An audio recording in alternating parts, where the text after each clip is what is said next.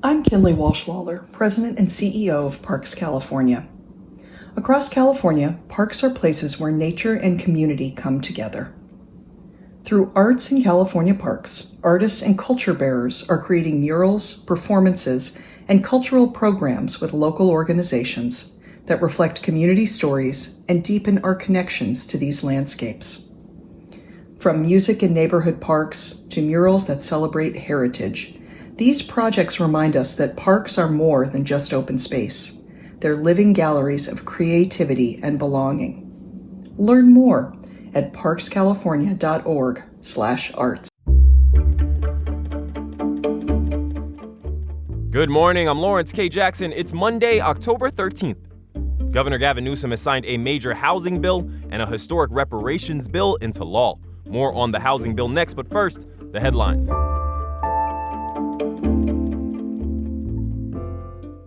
California Governor Gavin Newsom on Friday signed into law a bill creating a bureau for descendants of American slavery.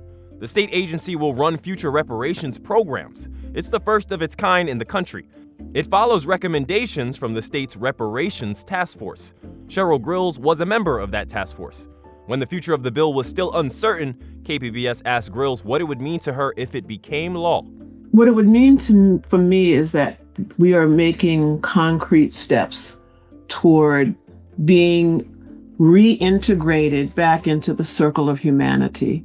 And that makes me tear up to say that, because in truth, that's what happened to Black folk when we were described as less than human. We were dehumanized, and then we were cast out of the circle of humanity.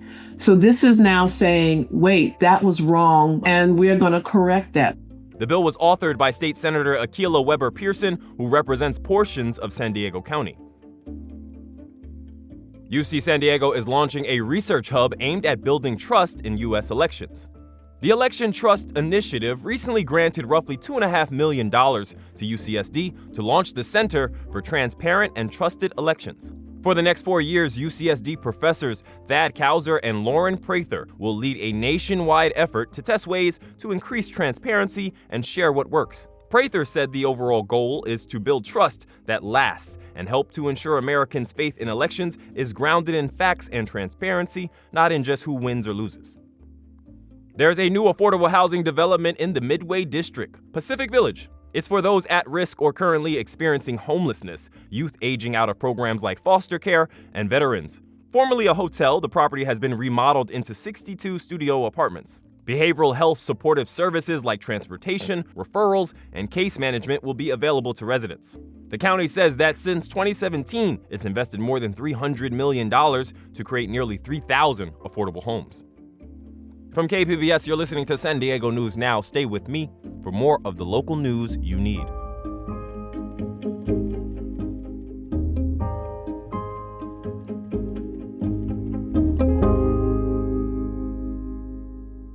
KPBS On Demand is supported by the National Conflict Resolution Center. Geopolitics, a divisive election year, and strained budgets are all topics that can create tension in the workplace. NCRC can help workplace leaders navigate polarizing issues with the Culture, Communication, and Conflict Certificate. More at ncrconline.com.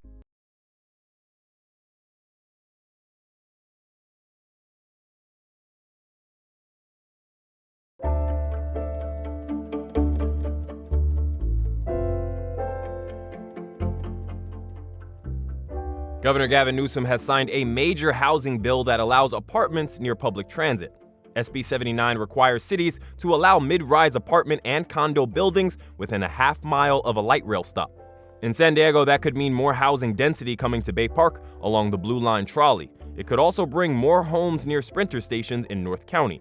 Nicole Capritz is executive director of the nonprofit Climate Action Campaign. She says the bill was long overdue. It's a little bit late, but it's not too late.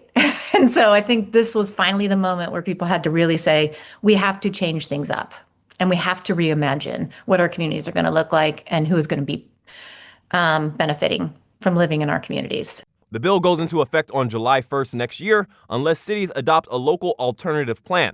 Those plans have to be certified by state housing authorities.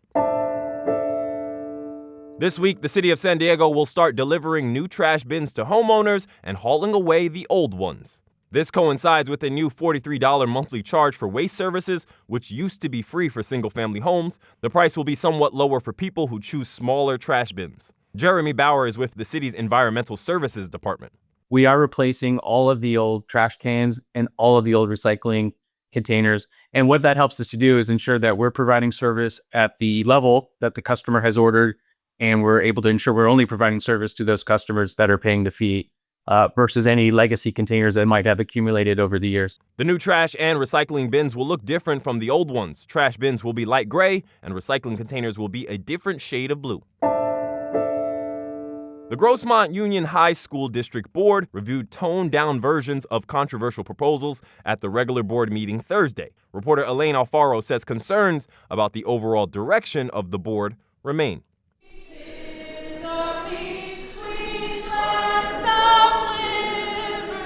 Singing rang out at the beginning of the school board meeting Thursday. Participants emphasized the refrain, "Let freedom ring." The song was to protest a series of proposals before the board, including public protest zones, religious expression, and civil discourse in schools. Jackie Naw is a teacher in the district. I attend almost all of the board meetings because I have felt like there was a need for public oversight of what this board has been doing. Drawing the most criticism was an effort to give district officials broad power to restrict where protesters could stand during board meetings.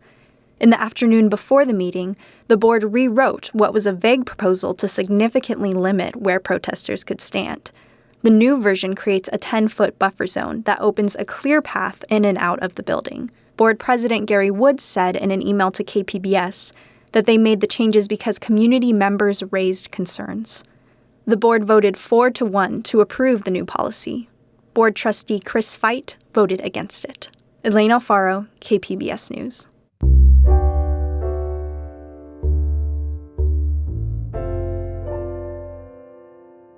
Today is known as Columbus Day and Indigenous Peoples Day.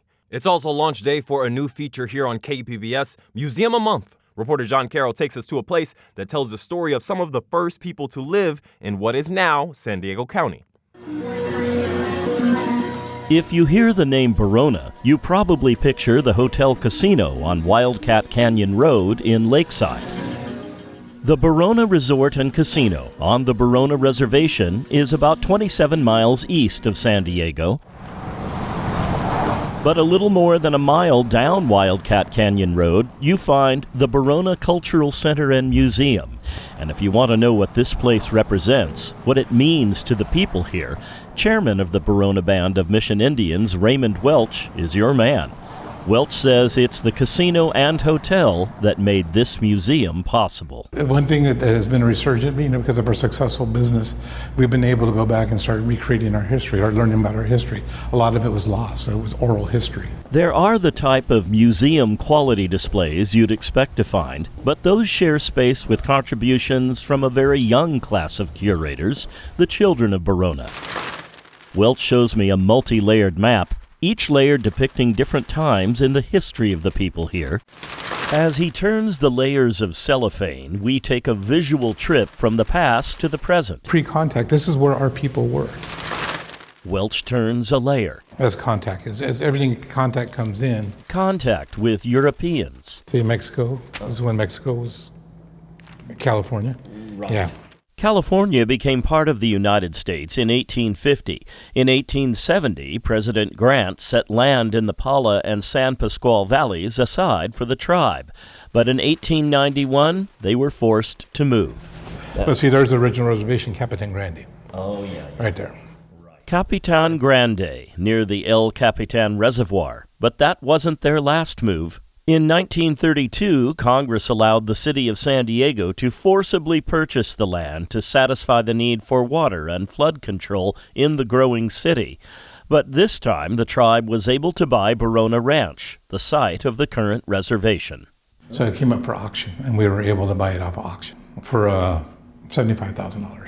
In the back of the museum, in a lavender-colored room, Welch tells me about the early days on the present Barona land and how a person well known to fans of San Diego architecture, Irving Gill, played a part in helping the tribal members get settled. You may know Gill designed many of San Diego's best-known buildings, including the Marston House in Balboa Park and the Ellen Browning Scripps residence, now the Museum of Contemporary Art. Welch says when Gill learned of the move to the Barona Ranch, he expressed interest in designing homes for the Barona people, along with a church. That was the first structure to go up on their new land. It was such a focal point for our members at the time. They have the church, and it was very important for them to that be the very first building they built. It's not just what they built, but how they built it. In the room dedicated to Gill is an old steel mold tribal members used to make the bricks that went into the church and the houses. Welch says a few of the original houses still exist to this day. But there's more to the Barona Cultural Center and Museum than just an indoor experience. Out and back, behind the building, next to the Barona School, you find a Native American plant garden. These plants here have been important to the Barona people for thousands of years. Plants that provided food, tools, and medicine. And just like inside, the primary focus out here is on making sure the history of the Barona people lives on through the generations. It's important because it teaches the kids of what was here and what our people used them for. I mean, most of the stuff is made for medicine, or that they would use in their daily lives. It gives you a sense of identity of who you are and who your people were and where you came. And it's very important to know that as you grow older and you learn. If you're thinking about a getaway to Barona, you might want to think about more than the glitz and glam of the casino and hotel, and instead cast your sights just down the road to a place where you can learn about a people who have been here for thousands of years. And today, Raymond Welch has a word for how the 643 members of this tribe are doing. It's more than surviving. We're thriving. John Carroll, KPBS News.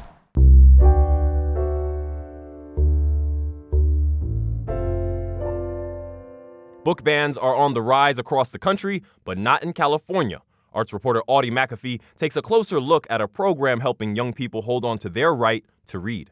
The Books Unbanned Initiative is part of a national effort to keep teens and young adults reading even where some books are restricted. Misty Jones is the director of the San Diego Public Library. She says the program is a valuable resource for young readers. The Unbanned Books project really provides access to ebooks throughout the nation for those challenged and books that are being pulled off the shelves that people cannot access anymore, and it's providing access for them. Many states across the country have growing lists of banned books. Florida and Iowa recorded the highest numbers last school year, according to PEN America. Patrick Stewart is the CEO of the Library Foundation San Diego. He says access to all books matter.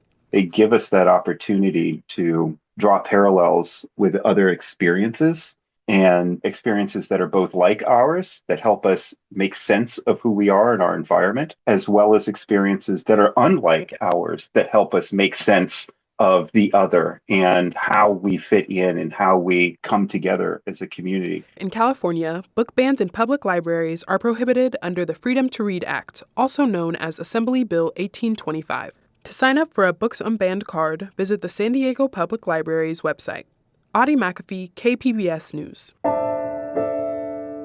All right, SDNN listeners, it's time for another edition of the Pod Behind the Package, where we talk about standout stories from my colleagues that create or spark impact or inspiration. In the newsroom, we call our broadcast stories packages, and once per week I bring in a reporter, anchor, or video journalist for a behind-the-scenes, deep dive, informal chat about a standout package they put together.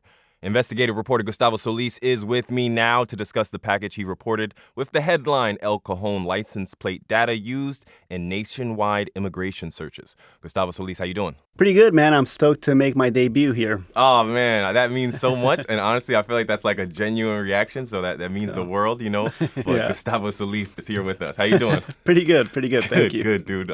When diving into a topic as layered as this, how do you go about choosing those voices and sources? Do they kind of appear to you as the story gets going, or do you have an idea of like representing both sides and certain voices to verify this story? I think it's important to understand that this doesn't happen in a vacuum, right? This story didn't appear out of nowhere. It builds on existing reporting that I have done and my colleagues have done. So some of these folks I've just been in regular contact with, right? With, for example, Attorney General Rob Bonta. He was here last week for a separate press conference about actually he's suing the city of El Cajon over this program, over the license plate reader program. So I knew he was here, obviously.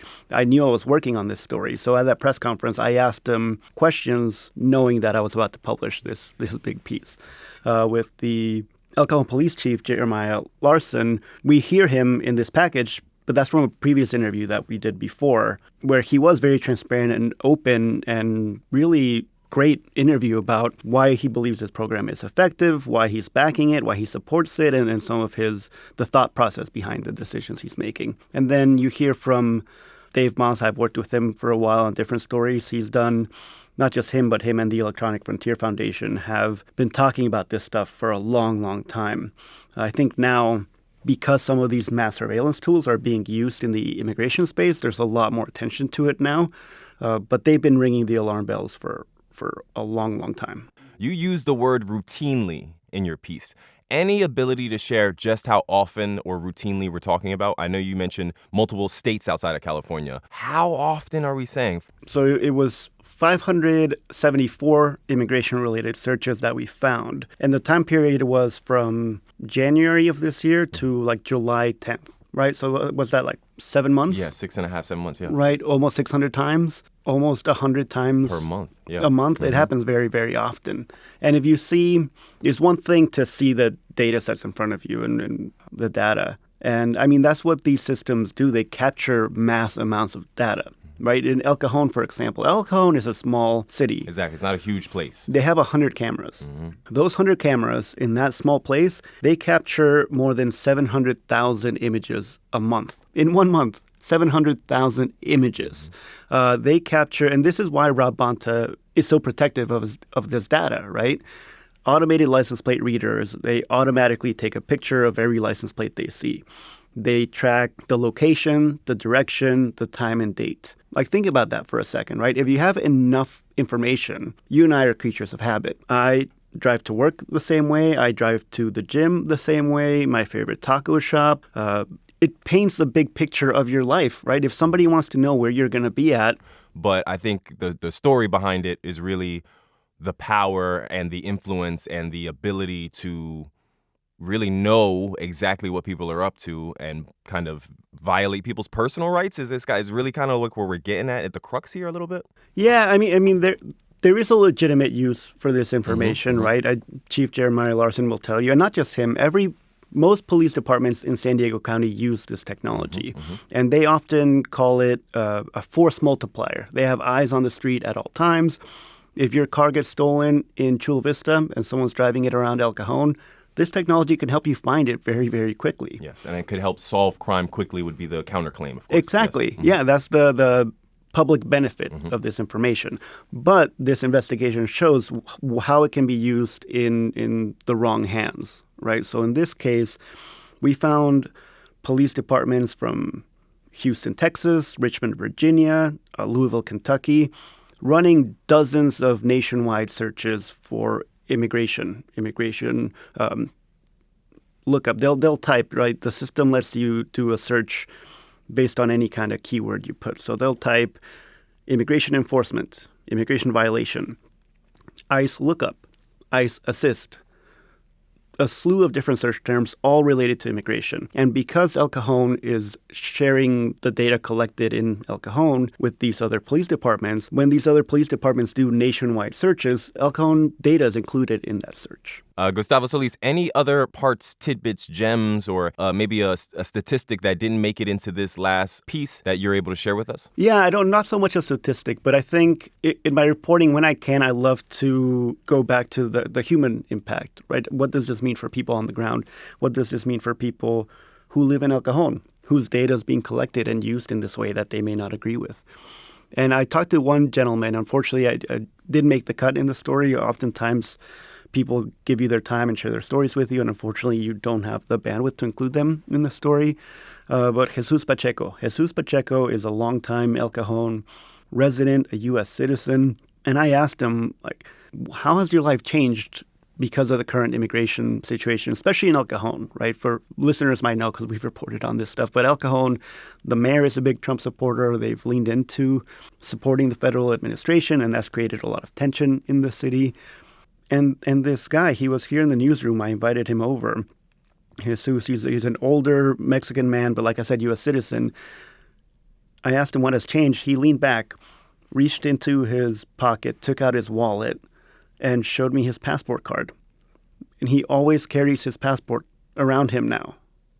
He started doing that after Trump got elected and tells other people to do the same thing. So that to me is just like very telling of the human impact. And I thought it was just a sad reality. He's a U.S. citizen, same as me and you and the president and all the ICE officers. They have the same legal status, but he feels the need to carry that to show his papers if and when the need arises. Gustavo Solis on SDNN. Thank you. Thank you.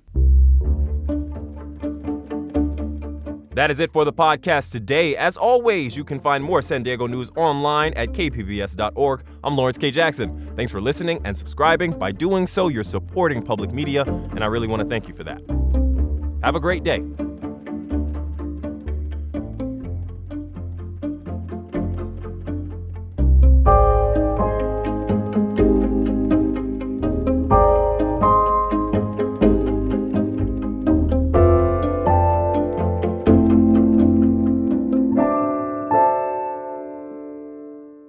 KPBS On Demand is supported by UC San Diego's Art Power, presenting dance and music ensemble La Mezcla and its show Ghostly Labor on October 24th at UC San Diego's Epstein Family Amphitheater. Tickets at artpower.ucsd.edu.